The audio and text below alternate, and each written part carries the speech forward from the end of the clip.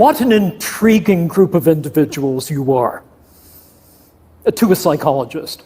I've had the opportunity over the last couple of days of listening in on some of your conversations and watching you interact with each other. And I think it's fair to say already that there are 47 people in this audience at this moment displaying psychological symptoms I would like to discuss today. And I thought you might like to know who you are. But instead of pointing at you, which would be gratuitous and intrusive, I thought I would tell you a few facts and stories in which you may catch a glimpse of yourself. I'm in the field of research known as personality psychology, which is part of a larger personality science which spans the full spectrum from neurons to narratives.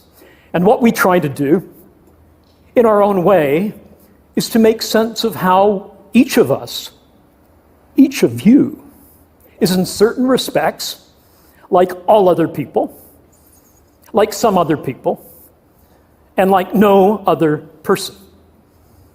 Now, already you may be saying of yourself, I'm not intriguing.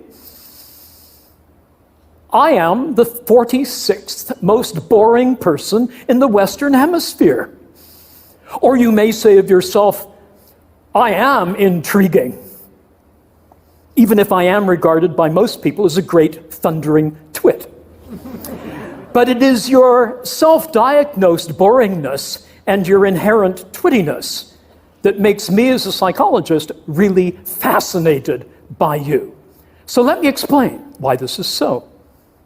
One of the most influential approaches in personality science is known as trait psychology, and it aligns you along 5 dimensions, which are normally distributed, that describe universally held aspects of difference between people.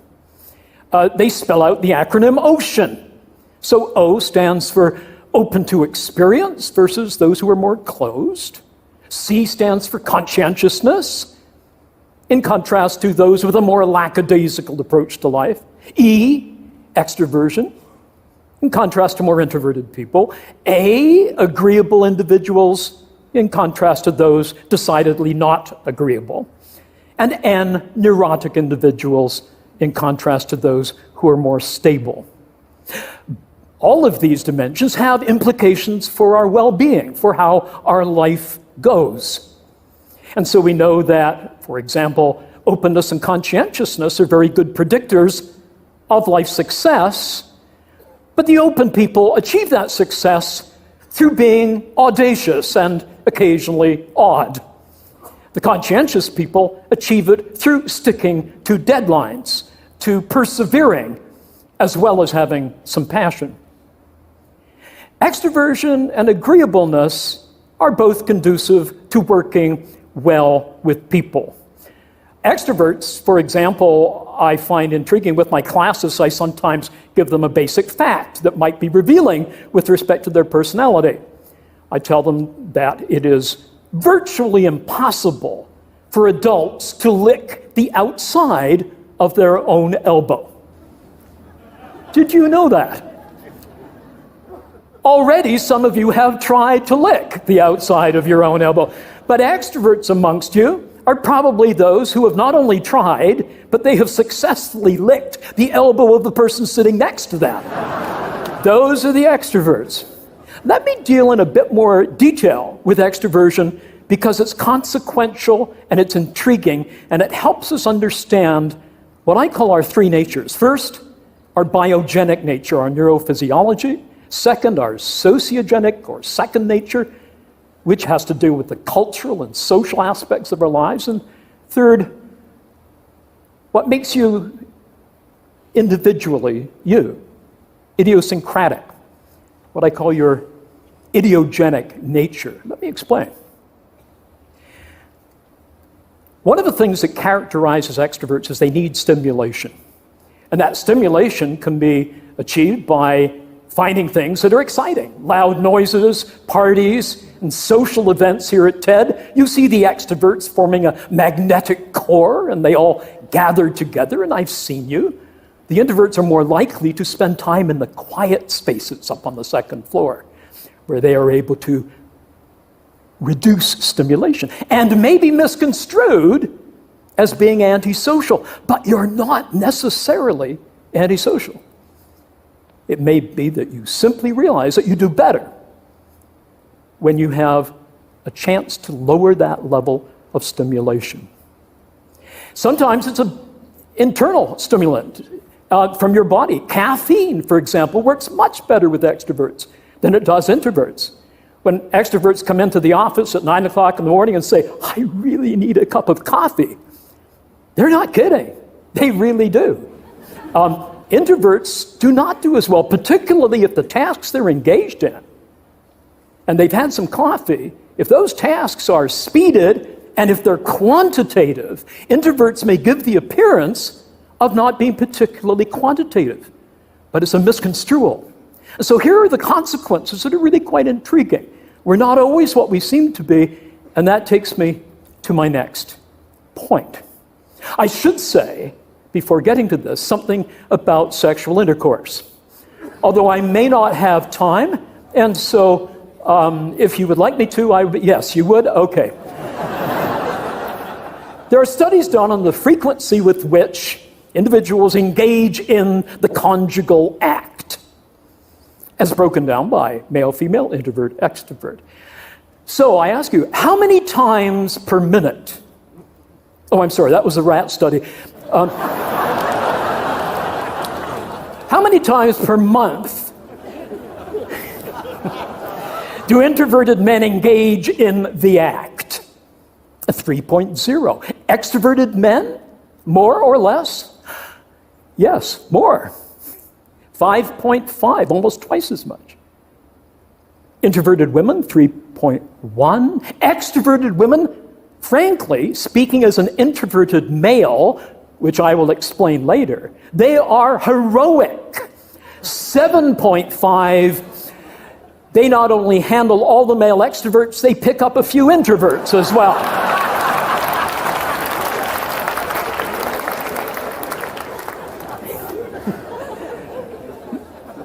We communicate differently, extroverts and introverts.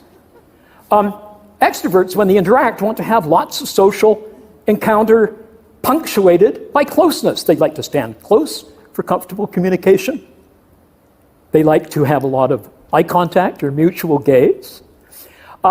We found in some research that they use more diminutive terms when they meet somebody. So when an extrovert meets Charles, it rapidly becomes Charlie, and then Chuck, and then Chuckles baby. Whereas for introverts, it remains Charles until he has given a pass to be more intimate by the person he's talking to.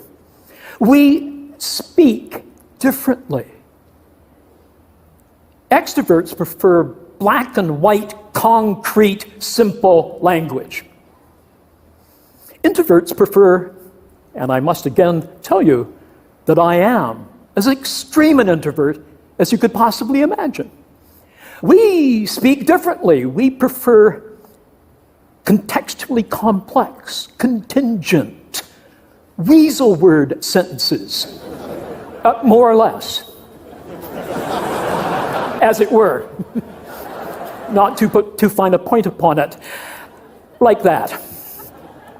When we talk, we sometimes talk past each other. I had a consulting contract I shared with a colleague who is as different from me as two people can possibly be. First, his name is Tom. Mine isn't. Secondly, he's 6'5". I have a tendency not to be. And thirdly, he's as extroverted a person as you could find. I am seriously introverted. I overload so much I can't even have a cup of coffee after 3 in the afternoon and expect to sleep in the evening. We had seconded to this project a fellow called Michael. And Michael almost brought the project to a crashing halt. So the person who seconded him asked Tom and me, what do you make of Michael? Well, I'll tell you what Tom said in a minute. He spoke in classic extrovertise. And here is how extroverted ears heard what I said, which is actually pretty accurate. I said, well, Michael does have a tendency at times of behaving in a way that some of us might see as perhaps more assertive than is normally called for. Tom rolled his eyes and he said, Brian, that's what I said. He's an asshole.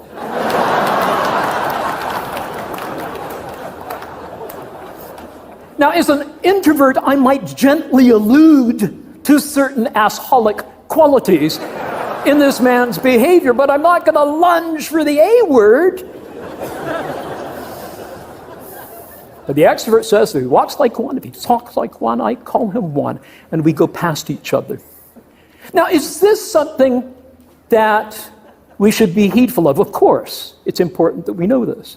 Is that all we are? Are we just a bunch of traits? No, we're not. Remember, you're like some other people and like no other person. How about that idiosyncratic you? As Elizabeth or as George, you may share your extroversion or your neuroticism. But are there some distinctively Elizabethan features of your behavior or Georgian of yours that makes us understand you better than just a bunch of traits that make us love you? Not just because you're a certain type of person. I'm uncomfortable putting people in pigeonholes. I don't even think pigeons belong in pigeonholes. So what is it that makes us different?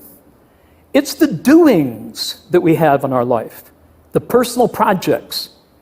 You have a personal project right now, but nobody may know it here. It relates to your kid. You've been back 3 times to the hospital and they still don't know what's wrong. Or it could be your mom. And you've been acting out of character. These are free traits. You're very agreeable, but you act disagreeably in order to break down those barriers of administrative torpor in the hospital to get something for your mom or your child. What are these free traits? They're where we enact a script in order to advance a core project in our lives. And they are what matters. Don't ask people what type you are. Ask them, what are your core projects in your life? And we enact those free traits. I'm an introvert, but I have a core project which is to profess. I'm a professor. And I adore my students. And I adore my field. And I can't wait to tell them about what's new, what's exciting, what I can't wait to tell them about. And so I act in an extroverted way because at 8 a.m, the students need a little bit of humor, a little bit of engagement to keep them going in arduous days of study. But we need to be very careful when we act protractedly out of character. Sometimes we may find that we don't take care of ourselves. I find, for example, after a period of pseudo-extroverted behavior, I need to repair somewhere on my own. As Susan Cain said in her quiet book, in a chapter that featured the strange Canadian professor who was teaching at the time at Harvard, I sometimes go to the men's room to escape the slings and arrows of outrageous extroverts. I remember one particular day when I was retired to a cubicle trying to avoid overstimulation. And a real extrovert came in beside me, not right in my cubicle, but in the next cubicle over. And I could hear various evacuatory noises, which we hate, even our own. That's why we flush during as well as after. And then I heard this gravelly voice saying, "Hey, is that Dr. Little?" If anything is guaranteed to constipate an introvert for 6 months, is talking on the John. That's where I'm going now. Don't follow me. Thank you.